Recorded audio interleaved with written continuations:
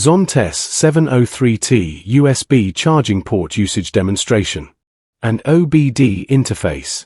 Fuses and position explanation video tutorial. USB charging port demonstration. The charging port supports up to 30W high power A+C dual port fast charging. USB upgraded C port supports bidirectional charging. When the vehicle starts, it can charge external devices. Flexible and convenient to meet various power needs.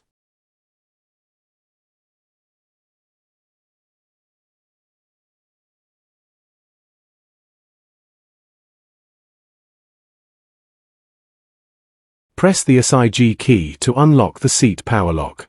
As shown in the video, this interface is an OBD interface. The video also shows the fuse and position.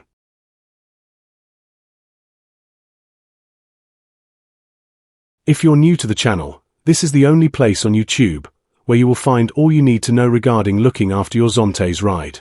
Please like and subscribe and hit the bell notification so you don't miss out on new content uploads. Thank you for watching.